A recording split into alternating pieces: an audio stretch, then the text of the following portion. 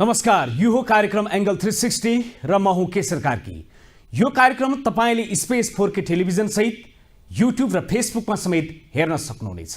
अब लागौं आजको मूल विषयतर्फ। दर्शकबिन भन्न त यो देशमा लोकतन्त्र मात्र होइन गणतन्त्र पनि छ भनेर भनिन्छ, तर नेपाली जनताले यो देशमा गणतन्त्र भएको अहिले पनि आवाज गर्न पाएका छैनन्। राजतन्त्रको समूल अन्त्यपछि देशले गणतन्त्र पायो, त्यसपछि नेपाली जनताले अब त देशमा केही सुधार आउला, गरिब जनताको दुःखमा मलम लगाउने काम होला भन्ने झिनो आशा राखेका थिए। तर देशमा गणतन्त्र आएको यतिका वर्ष बित्यो, तर जनताले सोचेको त्यो आशामा कुनै पनि परिवर्तन आउन सकेन।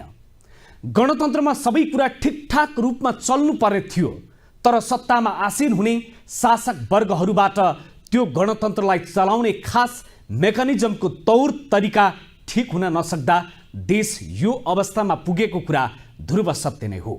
सुन्दा पनि अचम्म लागेर आउँछ दर्शकबिन।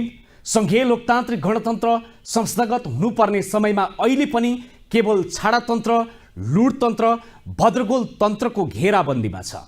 यो सब हुनुमा चिर निन्द्रामा रहेका हाम्रै देशका शासक वर्ग र केही मन्त्रालयमा बसेका हाकिमहरूबाटै भएको रहेछ। आफूले मुलुक हाँकिरहेको दाबी गर्ने राजनीतिक दल र दलका नेताहरू आज जनताको नजरमा केवल बुख्याचा मात्रै भएका छन्। गणतन्त्रमा भएको देशको भद्रगोल आज छोटे महाराजाहरूले देखेर पनि नदेखेको जस्तो गर्दैछन्। देश भ्रष्टाचार र माफिया तन्त्रको पन्जामा पुगिसक्यो। देशको अर्थतन्त्र कायप्लट भइसक्यो।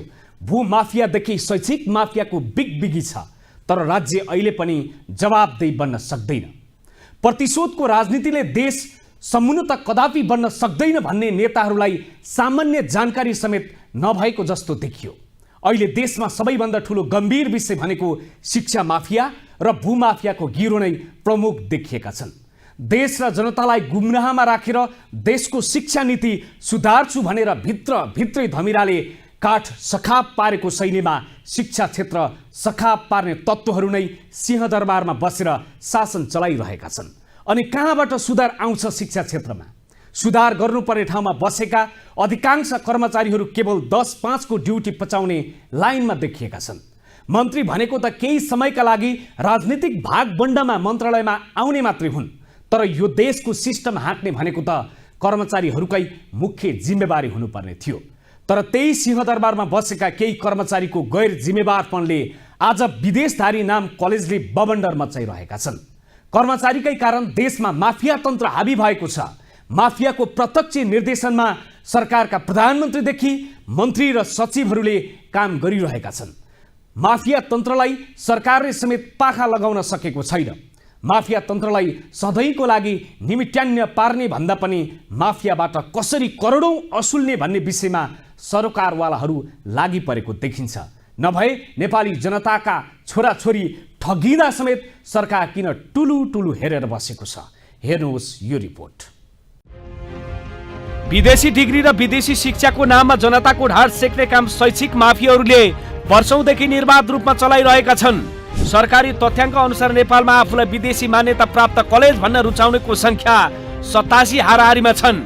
कतिले राजधानीमा बसेर आफ्नो गोरख धन्दा मजाले चलाइरहेका छन्, त कतिले राजधानी बाहिरको शहरमा शिक्षाको नाममा ब्रह्मलुट मचाइरहेको विषय तपाईँ हामीलाई खासै नौलो विषय होइन। नेपालको संविधानले प्रश्न भनेको छ शिक्षा अनिवार्य र सहुलियतपूर्ण हुनुपर्ने छ भनेर, तर शिक्षाको नाममा शिक्षा माफियाहरूले दिनदहाडे कालो धन्दा चलाउँदा समेत सिंहदरबार अहिले पनि चिर निन्द्रामा छ। नियम कानुन कार्यान्वयन गर्ने र गराउने ठाउँमा बसेका शिक्षा मन्त्रालय माथतका कर्मचारीहरू पनि शिक्षामा भएको बेथितिका बारेमा नियमन गर्न छोडेर कानमा तेल हालेर बसेका छन्।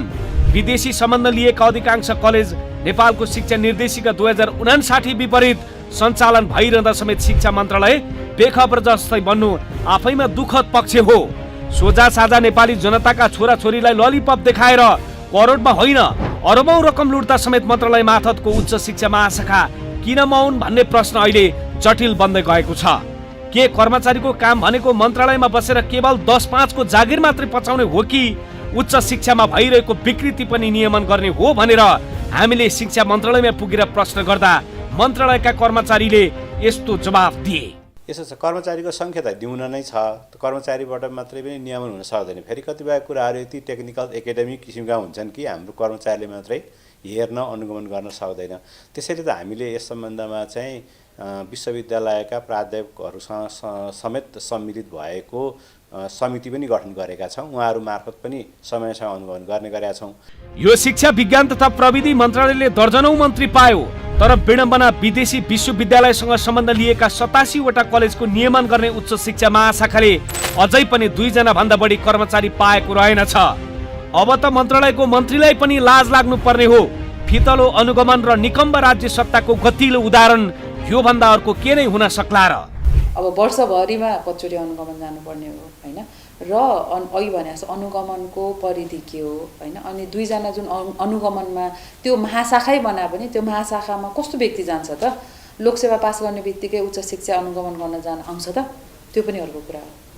निर्देशिकामा उल्लेख भए अनुसार विदेशी सम्बन्ध लिएका कलेजहरूको अनुगमन वर्षमा एकपटक अनिवार्य हुनुपर्ने भनिएको छ, तर 1 वर्षमा त परको कुरा 5 वर्ष समेत एकपटक अनुगमन हुन सकेको छैन। यदि समयमै मन्त्रालयले यी कलेजहरूको अनुगमन गरेको हुन्थ्यो भने आज विदेशी सम्बन्धन कलेजहरूले यतिको रोइलो खन्ने थिएनन् होला सायदै। यिनीहरूको अनुगमन फिल्डमा होइन, 5 तारे होटलमा हुने गरेको स्रोतको दाबी छ। यता कलेजका मालिकहरू आफै फाइल च्यापेर तारन्तार मन्त्रालय धाउने गरेको समेत हामीलाई मन्त्रालयबाटै केही गोप्य स्रोतले जानकारी दिएको छ। त्यसकारण पनि कलेज सञ्चालक र मन्त्रालयका हाकिमहरू बीच नै ठुलै साटगाँठ रहेको स्पष्ट हुन्छ। सरकारी क्याम्पस राजनीतिक दलको कब्जामा छ अहिले पनि। आफूलाई अन्तर्राष्ट्रिय दाबी गर्ने कलेजका मालिकहरूले नियमनकारी निकायलाई आफ्नो 5 औँलामा राखेर कलेज सञ्चालन गरेका छन्।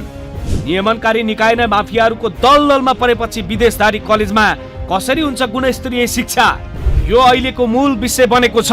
सरकारी कलेजमा पढाइ नभएपछि सबैले रोज्ने भनेको निजी शिक्षण संस्था नै हो, तर निजी शिक्षण संस्थामा पनि विदेशी मान्यता प्राप्त कलेजहरूको ललिपपमा लोभिनेको संख्या घट्दो होइन बढ्दो क्रममा छ।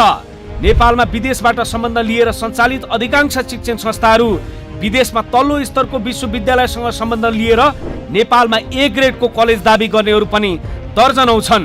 ताकि कति विश्वविद्यालय त र्याङ्किङमा समेत परेका हुँदैनन्। विदेशी विश्वविद्यालयबाट मान्यता लिएकै भरमा मन्त्रालयले अहिलेसम्म अनुगमन गर्ने हिम्मत देखाएको छैन। त्यो उच्च शिक्षाले मात्र होइन, यो धेरै ठाउँबाट अनुगमन हुनुपर्ने हो क्या, हुँदै नभएको कुरा लेखिरहेछ।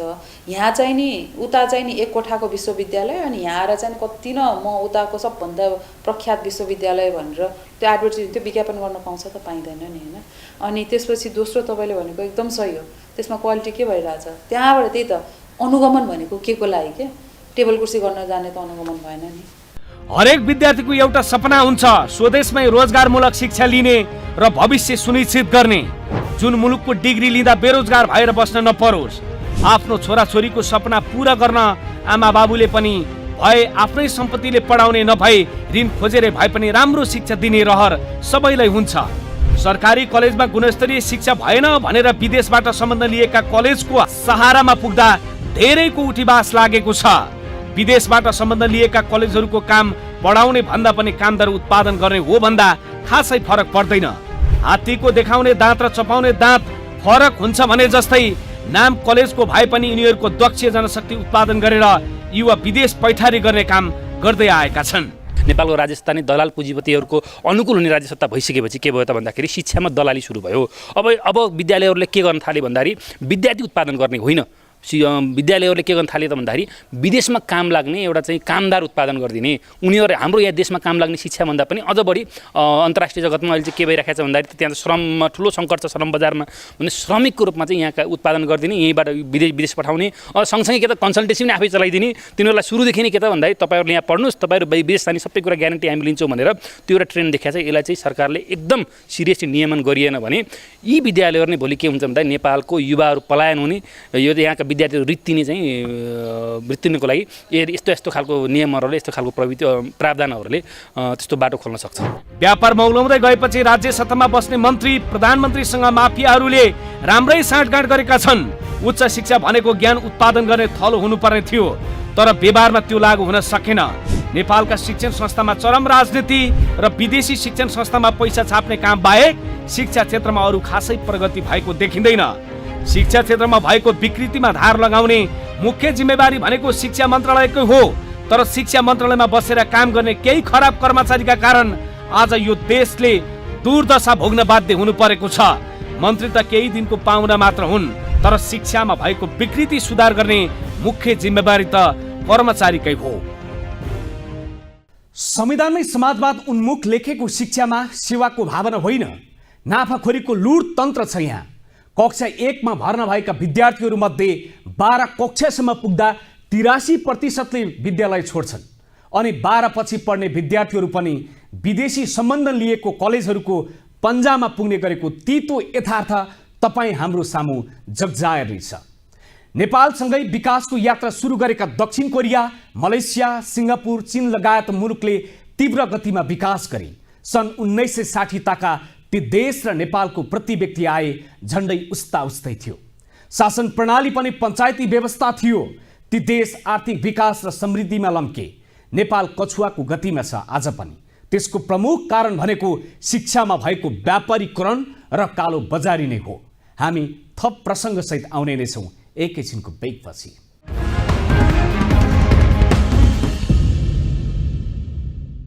दर्शकवृन्द, ब्रेकपछि स्वागत छ। दर्शकवृन्द, नेपालमा केही दशकदेखि शिक्षामा भएको व्यापारीकरण स्वीकार्य भएको छ। नेपालमा शिक्षालाई नाफामूलक व्यापारिक संस्था बनाइएको छ। नेपालको शिक्षा नीतिले शिक्षामा निजी पुँजी प्रवेशको पक्षधर्तालाई अनुमोदन गरेसँगै विदेशी शिक्षण संस्थाले पनि प्रवेश पाएका छन्। अझै विडम्बना के छ भने जो देशको नीति निर्माताहरू हुन्, जसको काँधमा शिक्षण संस्थाको हालको अवस्था सुधार गर्ने र शिक्षा क्षेत्रलाई आकर्षक बनाउने र सबैको पहुँचमा पुर्याउने जिम्मेवारी छ, उनीहरू नै कम्मर कसेर विदेशबाट सम्बन्ध लिएका कलेजहरूलाई मलजल गर्ने काम सरकारबाटै भएको छ। सरकारको मलजलमा हुर्किएको इस्लिङटन कलेज पनि एक हो। यो कलेजमा पढाइ कम, रमाइलो बढी हुने रहेछ। हामीले यति भन्दै गर्दा रमाइलो गर्नु हुँदैन भनेको पटक्कै होइन, तर पढाइमा सुन्ने अनि रमाइलो गरेर गुणस्तरीय शिक्षा चाहिँ कसरी हुन्छ भन्ने नै हो। महँगो शुल्क लिएर कम गुणस्तरको शिक्षा प्रदान गर्ने पहिलो कलेजमा इस्लिङटन पनि पर्छ। हेर्नुहोस् यो रिपोर्ट। काठमाडौँको प्राइम लोकेसन कमल पोखरीमा एउटा बडेमानको बङ्गला छ दर्शकवृन्द, जुन बङ्गलामा इस्लिङटन कलेज भनेर लेखिएको छ। बेलायतको लन्डन मेट्रोपोलिटन विश्वविद्यालयसँग सम्बन्ध लिएको ध्वास दिने इस्लिङटन कलेजले नेपालको शिक्षा निर्देशिकालाई समेत रद्दीको टोकरीमा फालेर शिक्षाको नाममा गोरख धन्दा चलाइरहेको तथ्य पछिल्लो समय सतैमा आउन थालेको छ। 1997 मा स्थापना भएको इस्लिङटन कलेजका मालिक अर्थात् सिओ हुन् सुलभ बुढाथोकी। विदेशी शिक्षाको हवाला दिएर विद्यार्थीहरूलाई आकर्षक गन्तव्यको रूपमा इस्लिङटन कलेज खडा गरिएको छ, जसका कारण इस्लिङटन कलेजले लाखौं विद्यार्थीलाई आफ्नो पन्जामा पार्न सफल भएको हो। सरकारी शिक्षाको अस्तित्व सकाउने लाइनमा लागेका यस्ता कलेजको प्रमुख योजना भनेकै नेपालको ऊर्जाशील शक्ति र खरबौं पैसा विदेश पैठारी गर्नु नै देखिएको छ। बाहिरी आवरणमा गतिलो कोर्स खडा गरेर भित्रै नेपाली विद्यार्थी बाहिर जान बाध्य बनाउने इस्लिङटनको खेल रहेको इस्लिङटन कलेजमा अध्ययनरत विद्यार्थीबाटै आफ्नो नाम नपताउने शर्तमा हामीलाई सूचना प्राप्त भएको छ। इस्लिङटनका केही विद्यार्थीहरूले हामीलाई दिएको जानकारी अनुसार इस्लिङटन कलेजमा अध्ययन गरेको शुल्क तिर्नका लागि भए पनि कलेजले भने अनुसार नै विदेश जानुपर्ने बाध्यता रहेछ। अर्कोतिर पढाइमा लागेको खर्च उठाउन समेत नेपालमा बसेर काम नहुने भएपछि विदेश नै प्रमुख गन्तव्य बन्ने गरेको छ। सो विश्वविद्यालय भनेको के हो र त्यसको परिकल्पना कसरी गर्ने, हैन, त्यसको अनुगमन भनेको के हो। अनि अब तपाईले अघि भन्नुभयो यो विदेशको अफिलिएसनमा चल्नेहरूले चाहिँ नि मोस्टली बाहिर जानको लागि बाटो झन् सजिलो बनाइरहेछ, त्यसैको केन्द्रित भएर गरिरहेछ भने त्यो चाहिँ एकदम दुःखलाग्दो कुरा हो। उच्च शिक्षाले त नेपालको लागि चाहिने जनशक्ति निकाल्नुपर्ने हो, न कि ठ्याक्क यहाँ मलजल लाएर ठिक्क पार्यो त्यसपछि सलक्क विदेश पठाउने। विद्यार्थीले दिएको सूचनाका आधारमा पनि यो प्रश्न भन्न सकिन्छ कि इस्लिङटन कलेजबाट अध्ययन गरेका विद्यार्थीलाई नेपालमा बसेर खासै रोजगार छैन। अर्कोतिर रोजगार पाइहाले पनि 3 वर्षसम्म अध्ययन गरेको खर्च नउठ्नेमा पक्का रहेछ। अनि भएन त कलेजलाई मालामाल। एकातिर कलेजलाई तिर्नुपर्ने शुल्क नाममा लाखौं पैसा आउने, अर्कोतिर विदेश पठाउने बहानामा विद्यार्थी लोभ्याउने उत्तम उपाय भएपछि विद्यार्थी इस्लिङटन कलेजमा नपढ्ने त कुरै भएन। तर कलेजले मापदण्ड विपरीत धमाधम अध्ययन गराउँदै आएको कुरा प्रष्ट देखिन्छ। आफ्नो योजना पूरा गर्न अनेकन बहानाबाजी बनाएर 4 वर्षे कोर्सलाई पनि कलेजका मालिकहरूले 3 वर्षे कोर्स बनाएका रहेछन्। यसबाट पनि थप के प्रश्न हुन्छ भने कलेजले विद्यार्थीहरूलाई किन झुटको खेती गरिरहेको छ भनेर। 4 वर्षमा नसकिने कोर्सलाई 3 वर्षमै सकाएर थप 1 वर्षको लाखौं रुपियाँ कलेजले झ्वाम पारिरहेको देखिन्छ। इस्लिङटन कलेजले आईटी तर्फ BSc honours computing, honours computer networking and IT तथा बीएससी अनर्स मल्टिमिडिया टेक्नोलोजी 3 वर्ष कोर्सको फी 17 लाख भन्दा बढी लिँदै आएको छ। यता सरकारी शैक्षिक संस्थामा त्यही कोर्स अध्ययन गर्नका लागि 4 वर्ष पढ्नुपर्छ। यता शुल्क पनि इस्लिङटन भन्दा झन्डै 12 लाख भन्दा कम लागतमा 4 वर्ष कोर्सको अध्यापन गराउँदै आएको छ।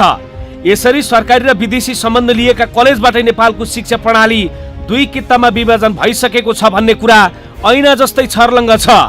रबाबको जवाब दिन कमल पोखरी एरिया नै ओगटेर बसेका इस्लिङटनका मालिक सुलभ बुढाथोकीले सञ्चालन गरेको कलेजबाट गुणस्तरीय शिक्षाको नाममा धमाधम नेपाली नागरिक विदेश पठाउने कार्य विगत 10 वर्षदेखि हुँदै आएको रहेछ। एकातिर विदेशी कलेजको नाउँमा कलेजको कालो धन्दा मौलाउँदो छ, अर्कोतिर कुनै सभा समारोहमा बेला बखत झुल्किने गरेका मालिक बुढाथोकीको कम्तीको शान सौका छैन।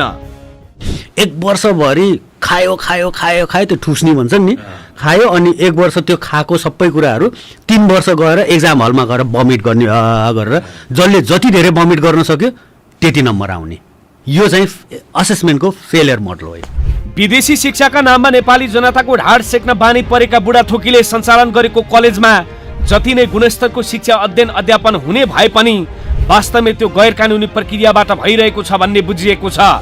कांग्रेस पार्टीसँग आबद्ध रहेका बुढाथोकीलाई हामीले पनि सम्पर्क गर्ने प्रयास गरेका थियौं। कलेजको शैक्षिक गुणस्तरको मापदण्ड के हो, सरकारी संयन्त्रबाट कलेजको अनुगमन भइरहेको छ कि छैन भन्ने विविध पक्षमा हामीले कलेजका मालिक सुलभ बुढाथोकीलाई पटक पटक सम्पर्कको प्रयास गर्दा पनि बुढाथोकी हाम्रो सम्पर्कमा आउन चाहेनन्। त्यसपछि हामीले कलेजको साइटमा राखेको मोबाइल नम्बरमा सम्पर्क गर्दा कलेजका कर्मचारीसँग संवाद भयो। हामी टेलिभिजनबाट हो सुलभ सरसँग काम छ, उहाँको नम्बर दिनुहोस् न भन्दा मिल्दैन भन्ने जवाब दिन्छन्। त्यसो भए हामी कलेज आउँछौँ, भेट हुन्छ कि हुँदैन भन्दा काठमाडौँ बाहिर भएको खबर आउँछ। हामीले फेरि भन्यौं त्यसो भए नम्बर दिनुहोस् न, उताबाट फेरि जवाफ आउँछ नम्बर दिन मिल्दैन। इस्लिङटनका कर्मचारीसँग भएको यो संवाद पनि सुन्नुहोस् एकपटक।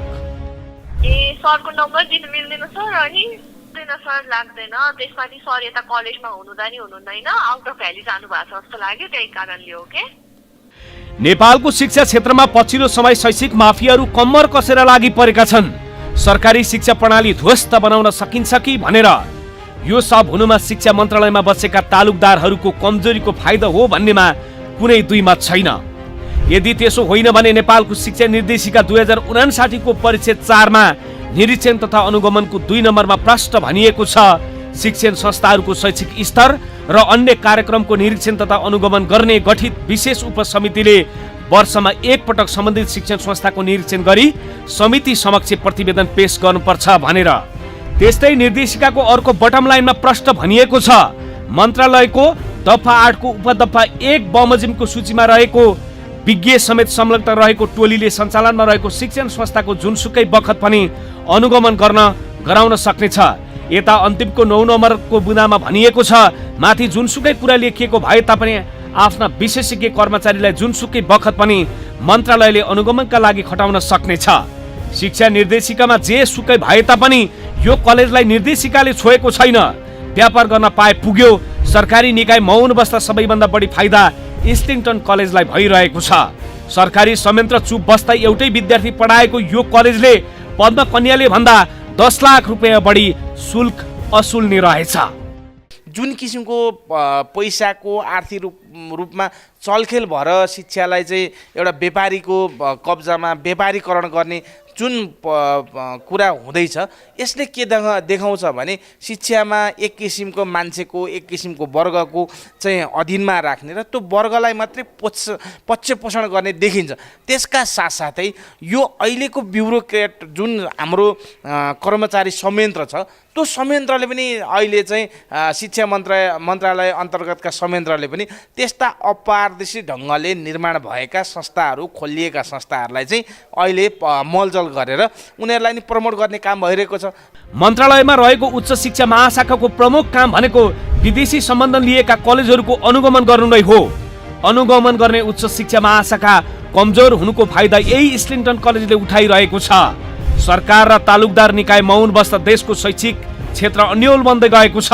पढाइको क्वालिटीमा के होला, एसेसमेन्ट सिस्टम, एक्जामिनेसन सिस्टममा घटी बढी हुनसक्छ।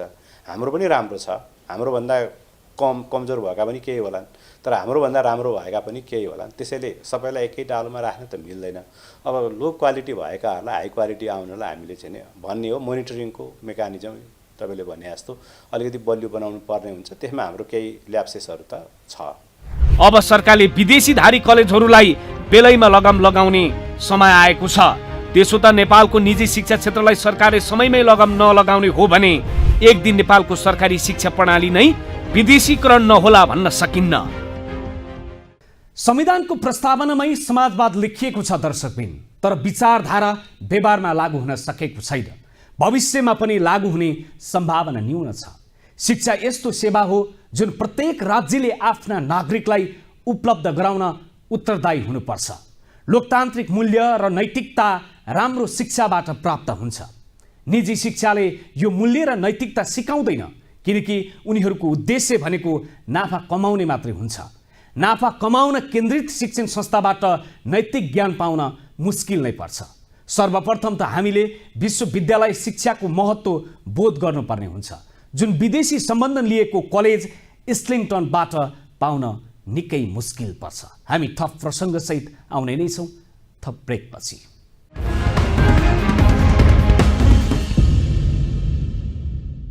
दर्शकबिन, ब्रेकपछि स्वागत छ।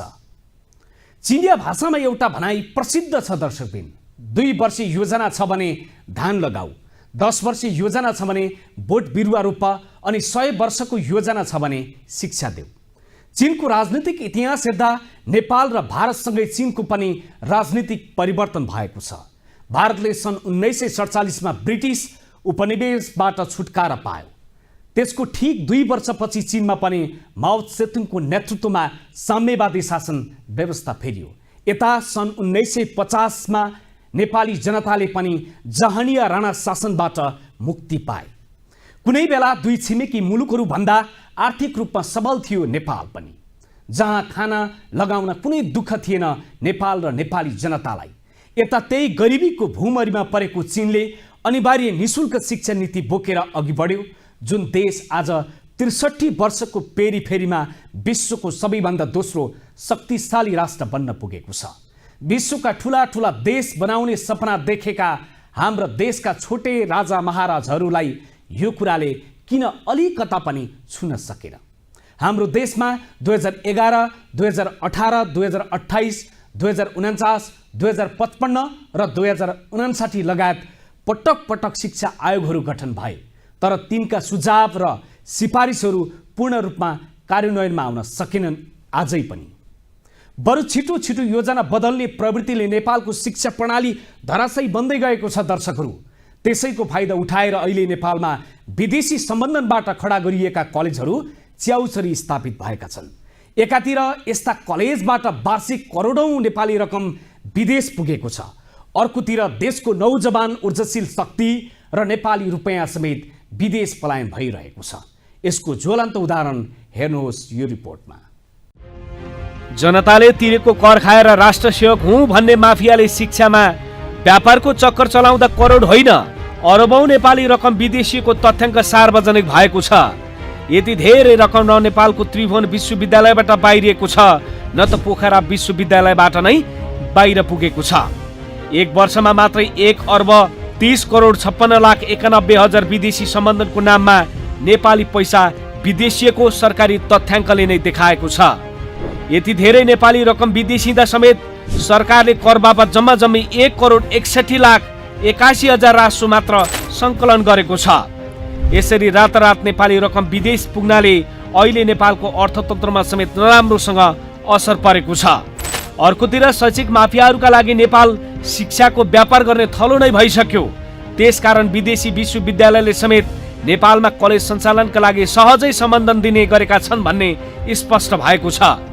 विदेशमा पैसा छाप्नका लागि खुलेका विश्वविद्यालयको दादागिरीले नेपालको उच्च शिक्षा कमजोर त पारेको छ नै, अर्कोतिर शैक्षिक माफिया र विदेशीहरूको साँठगाँठमा नेपालमा विदेशी सम्बन्धन कलेज स्थापना गरेर सरकारी शिक्षा प्रणाली ध्वस्त बनाउने खेल भइरहेको छ।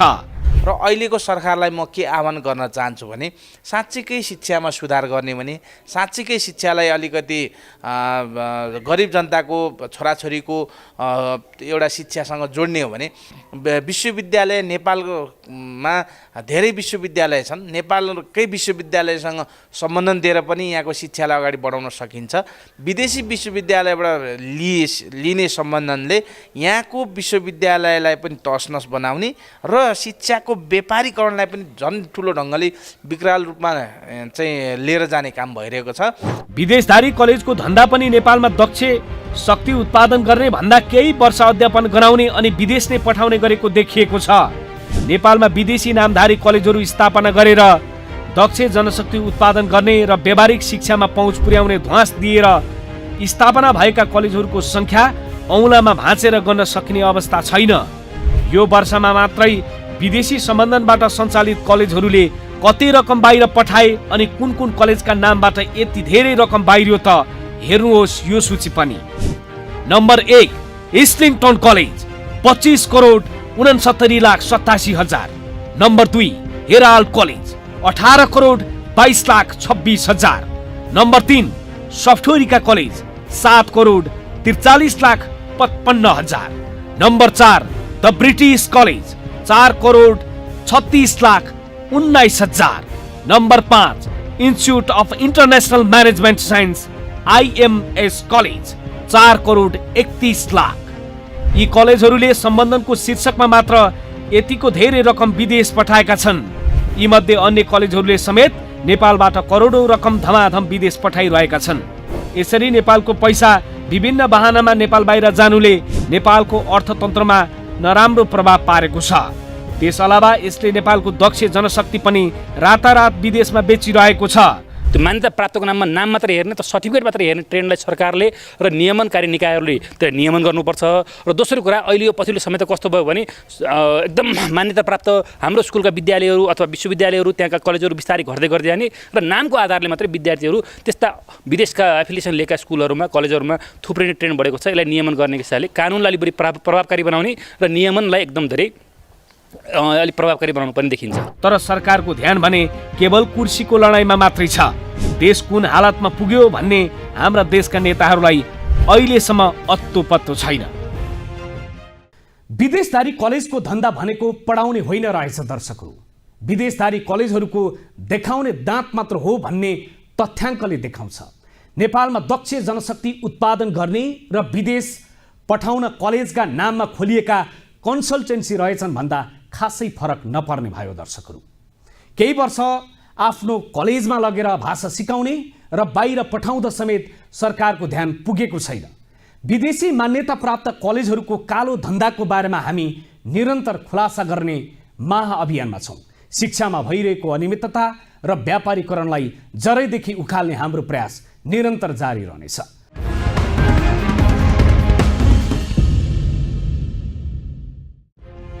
यो देशमा मोहन बहादुर बस्नेत नाम गरेका एकजना व्यक्ति स्वास्थ्य तथा जनसङ्ख्या मन्त्री छन् दर्शकवृन्द। शेरबहादुर देउबाको निकट पात्र भएकै कारण उनलाई राष्ट्रिय भाउजूको समेत आशीर्वादले स्वास्थ्य मन्त्रीको बागडोर सम्हाल्ने अड्डामा पुर्याएको हो भन्ने कुरा ऐना जस्तै छर्लङ्ग छ।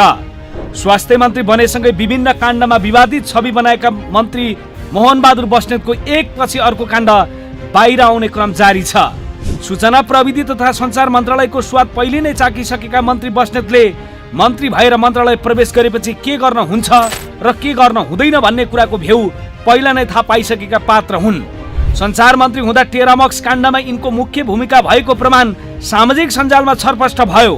अन्य राजनीतिक दलका नेतासँग नैतिकता खोज्ने नेपाली कांग्रेसका महामन्त्री गगन कुमार थापा र विश्वप्रकाश शर्माको मुखुण्डो उदाङ्गो हुने फेरि बस्नेतको अर्को काण्ड बाहिर आएको छ। राप्ती स्वास्थ्य विज्ञान प्रतिष्ठान काण्ड। राजनीतिक चपेटामा परेर राप्ती स्वास्थ्य विज्ञान प्रतिष्ठान थिलथिलो भएको विषय मन्त्रीलाई जानकारी नभएको पनि होइन। थिलथिलो भएको प्रतिष्ठानलाई झन् थिलथिलो बनाउन स्वास्थ्य तथा जनसङ्ख्या मन्त्री मोहन बहादुर बस्नेत आफै लागि परेका छन्। त्यति मात्र होइन दर्शकबिन, जनताको स्वास्थ्यमा खेलवाड गरेर मोटै बिटो हात पार्ने दाउमा रहेका बस्नेतको दादागिरीले यति बेला प्रतिष्ठान अलपत्र परेको छ। गरिब निमुखा जनताको सेवक हुँ भनेर ध्वास दिन मन्त्री बस्नेतलाई अब त मन्त्री पदमा आसीन भइरहन लाज पनि लाग्नुपर्ने हो। तर बुढा नीलकण्ठको आशीर्वादले लाज घिन भन्ने चिज यिनै मन्त्री भनाउँदाबाट पचाउन यी मन्त्रीबाट मजाले सिक्नुपर्ने भएको छ। स्वास्थ्य मन्त्रीको बाक्लो दौडधुप र कमाउने मानसिकताले अब आगामी वर्षबाट एमबीबीएस अध्यापन गराउने योजना पनि असफल हुने हो कि भन्ने चिन्ताले सताएको छ। मन्त्री बस्नेतलाई प्रतिष्ठानको हाकिमको कुर्सीमा आफ्नो आसेपासेलाई बसाउन पाए पुग्यो। जनता मरे मरुन्, बाँचे बाँचुन् कुनै मतलब छैन। आफ्नो अगौटे पछौटे भन्दा बाहेक अरू आए भनी हप्ता असुल्ने काम पनि बन्द हुने चिन्ताले मन्त्रीलाई मजाले सताएको छ। मन्त्री पद कुन बेला जाने हो त्यसको कुनै अत्तो पत्तो छैन। फ्याट्ट मन्त्री पद चिप्लिहाल्यो भने पेन्सनको शैलीमा हप्ता असुलेको पैसाले रबाब देखाउने लाइनमा लागि परेका छन्। प्रतिष्ठानका लागि 7 अर्बको गुरु योजना बनेको छ, जसमध्ये 3 अर्बको टेन्डर आह्वान गर्ने प्रक्रिया अन्तिम चरणमा छ। रिक्त रहेका 3 जना पदाधिकारीको नियुक्ति भएपछि 3 अरबको ठेक्का प्रक्रिया अघि बढ्नेछ। त्यही 3 अरबको ठेक्कामा मन्त्रीको रियाल चुहाउँदा नियुक्ति प्रक्रिया ओरको पर पनि सरेको छैन। नियुक्ति समयमा नहुँदा समस्या झन् जटिल बन्दै गएको छ। 1-2 जना अगौटे पछौटे अगाडि पछाडि लगाएर सवार हुने मन्त्री कसैले उपचार नपाएर अक्कलमै ज्यान गुमाउनु पर्दैन भनेर ढाडस दिँदै हिँड्छन्। सायद उनको आँखामा कालो बादल मडारिएको हुनुपर्छ। मन्त्री बस्नेतले जनताको आँखामा छारो हालेर फलक्दै गर्दा हुम्ला जुम्लामा कतिले अक्कलमै ज्यान गुमाएका छन्। यसको खास कुनै लेखाजोखा सायद सरकारसँग पनि छैन होला। लाज पनि लजाउने बस्नेतको भाषण मन्त्री पदको नै धज्जी उडाएको छ।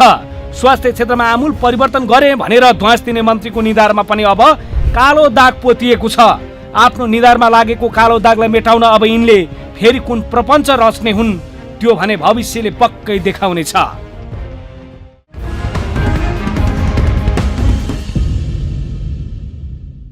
हौस् त आजलाई एङ्गल 360 यति नै। स्पेस 4K टेलिभिजन हेर्दै रहनुहोला। बिदा दिनुहोस्। नमस्कार।